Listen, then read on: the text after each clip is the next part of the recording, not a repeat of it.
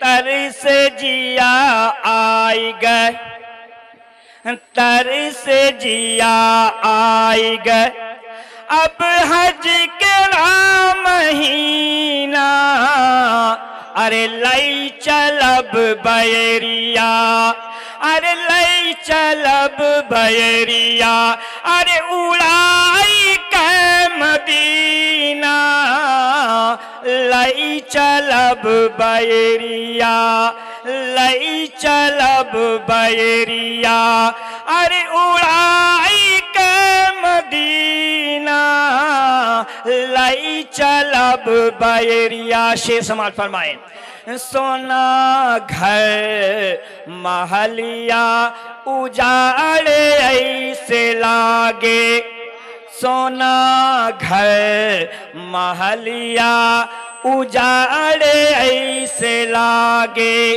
अरे रोई रोई रतिया पहाड़ जैसे लागे। समझ में आ रही बात? रोई रोई रतिया पहाड़ जैसे लागे, अरे हिंद मगरिब बन के दूर है अब जीना, लई चलब बैरिया, लई चलब बैरिया, उड़ाई के मदीना, तारी से जिया आई गए, अब हज के महीना, लई चलब बैरिया, उड़ाई के मदीना। झूम करके दुरूद पाक पढ़ लीजिए। अल्लाहुम्मा सल्ली अला सय्यदना मौलाना मुहम्मदिन बारिक वसल्लिम सलातन व सलामन अलैका या रसूलुल्लाह सल्लल्लाहु तआला अलैहि वसल्लम। दोस्तों, अभी इसमें बहुत अशार हैं, लेकिन हमारी ये आदत नहीं है कि हम अशार पढ़ते रहें इस लालच में कि हमको इनाम मिलते रहेंगे, बल्कि मौके और महल को देख ही करके हम शेर पढ़ते हैं। और वैसे जो हमारे मुखलिस हैं तो नजराना पेश कर रहे हैं, इंशाअल्लाह सुबह तक पेश करते रहेंगे, है ना, सुबह तक पेश करते रहेंगे। और सुबह नहीं बल्कि नजराना पेश करने वाले स्टेज रसूल में झूठ नहीं बोल रहा हूँ, रास्ते पे मिल करके नजराने पेश करते रहते हैं, सलाम करके नजराने देते रहते हैं। तो हमें उसकी आदत नहीं है। झूम करके दुरूद पाक पढ़ लीजिए। अल्लाहुम्मा सल्ली अला सय्यदना मौलाना मुहम्मदिन बारिक वसल्लिम सलातन व सलामन अलैका या रसूलुल्लाह सल्लल्लाहु तआला अलैहि वसल्लम। सामीन हज़रात, अभी आप हज़रात के सामने हमने खुतबे के बाद कुरान मजीद की आयत करीमा की तिलावत करने का शरफ हासिल किया। या अय्युहल्लज़ीना आमनुदखुलू फिस्सिल्मि काफ़ा, ऐ ईमान वालो, बोलो ईमान वाला। कुरान कह रहा है या अय्युहल्लज़ीना आमनू, ऐ ईमान वालो। ईमान वाला है कौन? अगर इसमें किसी से पूछा जाए तो कहने को तो सब कह देंगे, लेकिन किसी के पेशानी पे नहीं लिखा है। लेकिन हाँ, मन क़ाला ला इलाहा इल्लल्लाहु मुहम्मदुर रसूलुल्लाह सल्लल्लाहु तआला अलैहि वसल्लम।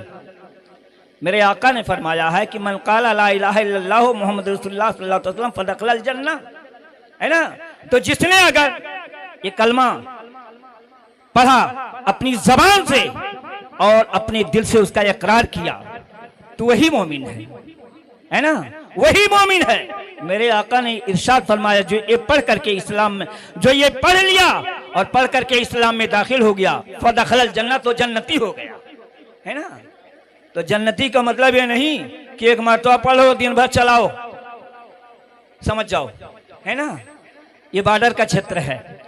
अरे ईमान वालो, तुम पूरे के पूरे इस्लाम में दाखिल हो जाओ, अधूरे इस्लाम में दाखिला ना लो, अधकचरे ना बनो। इसलिए अधकचरा मर्द नहीं अच्छा होता है, तो अधकचरा इस्लाम में दाखिला कैसे अच्छा होगा, है ना, होगा नहीं हो सकता है। लिहाजा ऐ ईमान वालो, तुम पूरे के पूरे मुकम्मल इस्लाम में दाखिल हो जाओ। इस्लाम में दाखिल होने का मतलब ऐसा नहीं है कि नाम हो मुसलमान का और काम हो शैतान का, यह कतई नहीं होना चाहिए। बल्कि हमें ये देखना चाहिए कि अल्लाह तबारक व तआला ने हमारे लिए कमोबेश 1,24,000 अंबिया कराम को मबूस फरमाया है। मवूद फरमाया है। और फरमाने के बाद अल्लाह तबारक व तआला के महबूब ने मेरे आका सल्लल्लाहु अलैहि वसल्लम से जब सहाबा ने पूछा कि या रसूलुल्लाह सल्लल्लाहु अलैहि वसल्लम, जब आप हमारे बीच में न रहेंगे तो कोई जरूरत हमारी पड़ेगी तो हम कहां जाएंगे, हम किससे पाएंगे? मेरे आका ने बबागे तो हल इरशाद फरमाया कि अल उलमाओ वरसतुल अंबिया, कि मेरे बाद मेरी उम्मत के जो उलमा होंगे वही हमारे वारिस होंगे, तुम्हारे वारिस होंगे, है ना। आज तो हम देखते हैं कि सबसे गिरी नजर से इमाम ही को देखा जाता है ना। आज सबसे गिरी नजर से इमाम ही को देखा जाता है, लेकिन ठीक है, देखते रहो, कोई बात नहीं है, हाँ कोई बात नहीं है। मेरे नबी ने वो शान वो मकाम अता फरमा दिया, तुम बकते रहो।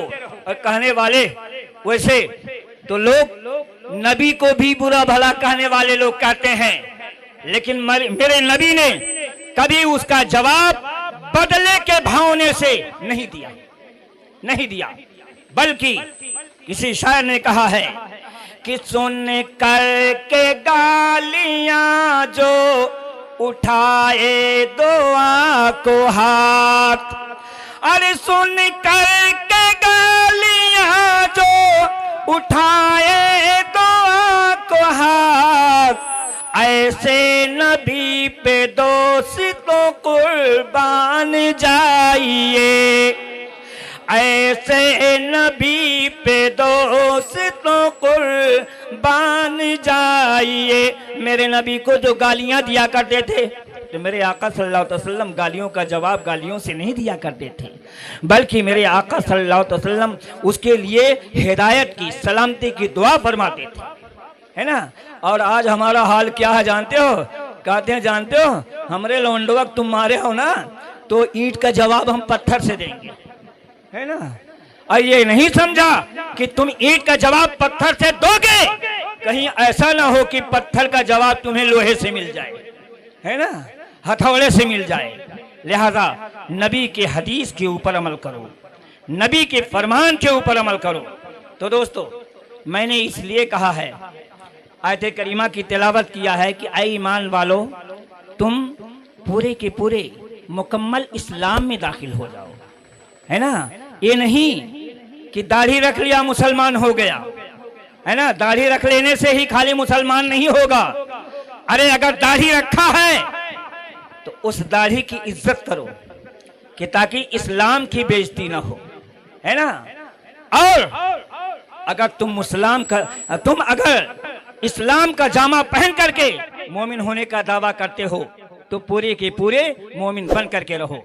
झूम करके दुरूद पाक पढ़ लीजिए, अल्लाहुम्मा सल्ली अला सय्यदना मौलाना मुहम्मदिन बारिक वसल्लिम सलातुम व सलामन अलैका या रसूलुल्लाह सल्लल्लाहु तआला अलैहि वसल्लम। सामीन हज़रात, ये अकीका की महफिल थी और है, लेकिन निस्बत हुजूर पीराने पीर से है, सरकारे गौसुल वरा से है, जिनका नाम अब्दुल कादिर था। क्या था? अब्दुल कादिर नाम था, लेकिन अल्लाह के महबूब ने जिनका नाम मुहीउद्दीन रखा, है ना। तो मुहीउद्दीन के माने ही होते हैं दीन को जिंदा करने वाला, है ना। उस अल्लाह के नेक बंदे मेरे आका गौसे पाक की महफिल है, तो आपकी शान में हम कुछ पेश करना चाहते हैं। बस ज्यादा देर नहीं, बहुत जल्दी इंशाल्लाह बात को खत्म करूंगा। जानते हो, सरकारे गौसे पाक रज़ियल्लाहु ताला अन्हु मजमईन की यादों को लोग कायम व दायम क्यों करते हैं और या गौस अल मदद कहते क्यों हैं? इसलिए जिनको नहीं जानकारी थी अब जानकारी हुई है, तो आप जोश में आ गए। कभी भी होश में आ जाएं। और सरकारे गौसे पाक का नामे पाक ही वो है कि हमारे लिए बहुत सबसे अहम तावीज है, सबसे अहम तावीज है। मैं आपको बताना चाहता हूं कि हुजूर पीराने पीर एक मरतबा आप खेल रहे थे, घबराइएगा नहीं, है ना, घबराइएगा नहीं, वो वक्त आ ही गया है, अब आपको कहने की जरूरत नहीं पड़ेगी, मैं खुद ही समझ गया हूं। हुजूर पीराने पीर बचपन के जमाने में खेल रहे थे, लेकिन दीवाने को दीवाना न कभी कहना यारो, दीवाने को दीवाना न कभी कहना यारो। अरे दीवाना बहुत सोच के दीवाना बना है, दीवाना बहुत सोच के दीवाना बना है। लिहाजा दोस्तों मैं आपसे कहना चाहता हूं, हुजूर बड़े पीर जो है आप खेल रहे थे, कहां खेल रहे थे? अपने नाना जान के हुजरे के बाहर थोड़ी ही दूर पर खेल रहे थे, और एक औरत रोती हुई आई और किसी ने बताया था सरकारे बड़े पीर के नाना जान को कि उनकी बारगाह में चले जाओ, अगर निगाहे रहमत हो जाएगी तो तुम्हारा बेड़ा पार हो जाएगा। लेकिन वजह उसकी क्या थी? वजह क्या थी कि बच्चों की बात थी, वहां बच्चों की विलादत की बात थी, और वो ये बेटा चाहती थी। लेकिन पहली बार जब हमला हुई तो अल्लाह तबारक व तआला ने उसी बेटी अता फरमाया, और दोबारा हमला हुई फिर अल्लाह तबारक व तआला ने बेटी ही अता फरमाया। एक के बाद दीगरे 6 बेटियां हो गई। कितनी? 6 बेटियां हो गई। जब 6 बेटियां हो गई, 6 बेटियों के बाद जब 7वें का नंबर आया और वो गमजदा मगमूम जब हामिला हो गई तो लोगों से इस बात की आर्जी पेश करने लगी कि खुदा से दुआ कर रही हूं, लेकिन मेरी जबान में वो ताकत कहां, वो तासीर कहां। लिहाजा यही वो कहती रही। किसी ने बताया और सरकारे बड़े पीर के नाना जान का नाम बताया, कहा वहां जाओ, इंशाअल्लाह तुम्हारी जो है ये जो मुराद है पूरी हो जाएगी। पता लगाते हुए गई, और जाने के बाद जब हुजरे में गई तो थोड़ा सा इशारा किया, औरत की जात थी, और अंदर पहुंची। सरकारे बड़े पीर के नाना जान ने पूछा, कहा कौन? कहा मैं एक परेशान हूं। कहा बताओ किस लिए आई हो? तो बताया उसने वाकया कि हुजूर वाला मैं जो है मुझे अल्लाह तबारक व तआला ने बेटी अता फरमाया, एक बेटी अता फरमाया, तो ये उम्मीद थी कि इस बार हो सकता है अल्लाह ताला बेटा अता फरमा दे। दोबारा हुआ तो ये हुआ कि शायद अल्लाह ताला बेटा अता फरमा दे। बहरहाल 6 बेटियां हो गईं, और मैं इसलिए आई हूं कि आप निगाहे करम फरमा दें। आपके निगाहे करम को अल्लाह रद्द नहीं फरमाएगा, हमें उम्मीद है। लिहाजा जो है मैं फिर उस हाल में हूं। तो उन्होंने क्या किया कि जो है तसव्वुर में जब देखा और वहां से तसव्वुर किया तो लौहे महफूज पे देखा, तो वहां देखा उस बार भी नंबर वही था, है ना, उस बार भी नंबर वही था। लिहाजा कहा ऐसा है कि ठीक है, बेटा हो या बेटी, वो अल्लाह की दी हुई नेमत है, और लौहे महफूज पर मैंने देखा तुम्हारे किस्मत में फिर भी बेटी है, फिर बेटी है। कहा रे कुछ कर्म कर दिया। अरे कहा जब लौहे महफूज पर लिखा हुआ है तो मैं क्या करूं? तो कहा ठीक है जाओ। वो जाने लगी, लेकिन जब वापसी में जाने लगी ज़ार रो रही है और रोते हुई उस जो है मखमूम औरत को, जब हुजूर बड़े पीर की उम्र जो है वो थी कि बहुत छोटे कद के थे, बहुत कम उम्र थी, आपने देख लिया कि रोती हुई औरत आखिर जा किस लिए रही है। तो कहा ये बताओ कि आखिर जो है रो क्यों रही हो, तुम गए कहाँ थे? कहा मुझको जाने दो। यानी वो बच्चा समझ करके कुछ नहीं कही, नहीं कहना चाहती थी। तो वो बार बार कहीं हाथ पकड़ करके, कहीं उसके आंचल को पकड़ करके रोकते हुजूर पीराने पीर, लेकिन यही फरमाते अरे बताओ आखिर तुम रो क्यों रही हो? कहा कि ऐसा है, छोड़ो मुझे जाने दो। कहा नहीं, जब तक तुम बताओगी ना तब तक मैं जाने ना दूंगा, है ना, तब तक मैं जाने ना दूंगा। कहा अच्छा। तो उस औरत ने कुछ अपने दिल में सोचा कि शायद अल्लाह का करम कुछ हो ही गया है, इसलिए कि एक छोटा बच्चा मुझसे पूछ रहा है। बहरहाल अपने दिल के राज को पूरा बयान कर दिया। कहा इसलिए मैं गई थी अंदर, और अंदर से जो है जब गई तो सरकार ने यही फरमाया कि तुम्हारी किस्मत में मैंने देखा लौहे महफूज पर भी इस बार भी बेटी ही लिखी है। तो हुजूर बड़े पीर ने धीरे से कहा कि फिर जाओ। कह रहे कहीं नाराज न हो जाएं, कहीं निगाहे कदम न उठ जाएं। कहा नहीं, इतनी जल्दी नहीं उठेगी और यहाँ राब्ता और सिलसिला जारी और सारी है, तुम जाओ। तो कहा तो जाऊं तो कहूं क्या, जो कहना था मैंने कह दिया। कहा इस बार कुछ मत कहना, इस बार सिर्फ जाकर के ये कह देना कि मैं इसलिए आपके पास आई हूं कि अगर मेरी किस्मत में बेटा होता ही तो आपके पास आने की जरूरत क्या थी, है ना। अगर मेरी किस्मत में बेटा ही होता तो मुझे आने की जरूरत ही क्या पड़ती। तो उन्होंने जब सुना, हुजूर बड़े पीर के नाना जान ने जब सुना तो मुस्कुराने लगे। समझ गए कि इसके अंदर वो ताकत, वो हिम्मत नहीं थी न दोबारा आने की, न ये बात कहने की। पूछा भी नहीं। कहा अच्छा ऐसा है कि जब आई हो लौहे महफूज पे जो लिखा था वो मैंने बता दिया, लेकिन अब इसके आगे जिसने तुझे भेजा है वो तुम्हारी मुराद को पूरी करेगा, है ना। अब परमिशन भी मिल गया, है ना।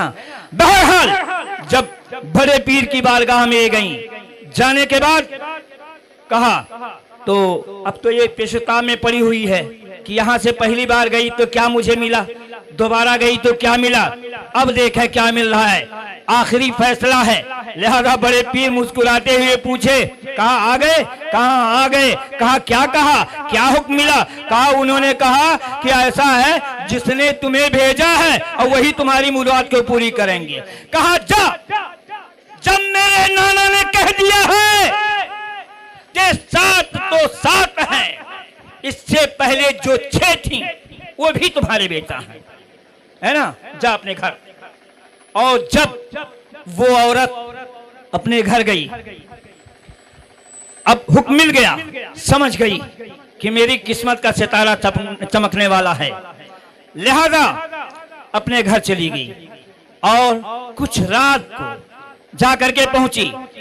वो 6 बच्चियां जो थीं, वो जो कुछ उनको खाने को मिला खा करके अपने में बातचीत करके आराम की नींद सोने लगी। देर रात में माँ पहुंची।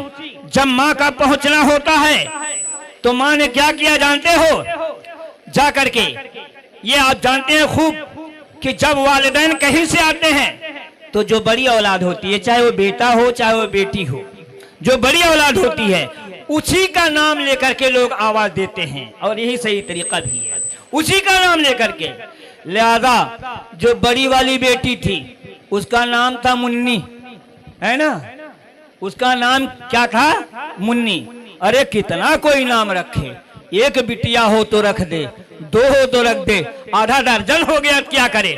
तो किसी का नाम मुन्नी रखा, किसी का नाम चुन्नी रखा, किसी का धुन्नी रखा, किसी का टुन्नी रखा, इसी तरह नाम रखती हुई चली गई। लिहाजा जब अपने घर पे जाकर के पहुंची, कुंडी को खिटखिटाया, आवाज दिया कि आए बेटी मुन्नी, बेटी मुन्नी, दरवाजा खोलो। उसने सुन लिया, लेकिन उसको नींद कहाँ आए, वो सो नहीं रही थी, इसलिए कि उधर बड़े पीर का कहना हुआ, यहाँ किस्मत का सितारा बदल गया, चमक गया। लिहाजा लड़की तो आई सामने, कहा अम्मी जान अस्सलाम वालेकुम, जवाब दिया। कहा बेटा दरवाजा खोलो। कहा दरवाजा खोल रही अम्मी जान, दरवाजा खोल दिया। तो अभी न हाल पूछना न अहवाल पूछना है। मुन्नी ने कहा ये अम्मी जान, आज तक तो आपने मुन्नी कहा, लेकिन अब मुन्नी न कहना। कहा फिर क्या कहूं, कहा मुन्ना कहना, है ना।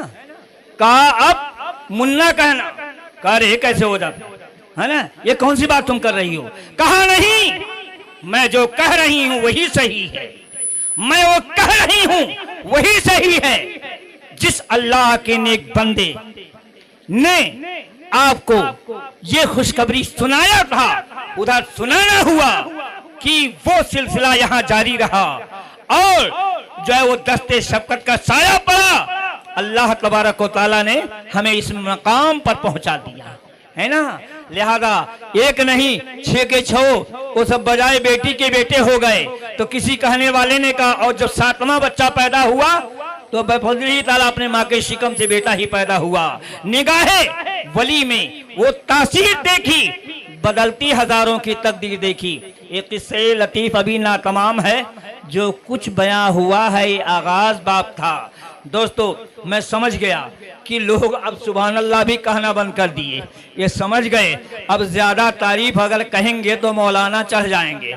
लिहाजा ऐसी बात नहीं है, हम आप लोगों से हमेशा खुश रहें, आज भी खुश रहें, आज भी खुश हैं, इसका कोई फर्क नहीं। आप खुश तो हम खुश, अगर हमारे भाई अगर खुश तो मेरे आका खुश, गौसे पाक खुश। लिहाजा हम किसी को नाराज करना नहीं चाहते हैं। बस ये है हमारी दुआ है कि अल्लाह तबारक व तआला जिक्र खैर के कराने में खता या सावन कोई खता कोई लग़ज़िश हो गई हो तो अल्लाह ताला उसे माफ़ फरमा करके इस महफिल पाक को तो कबूल फरमा ले। अल्लाह तबारक व तआला सबकी हाजिरी को कबूल फरमा ले।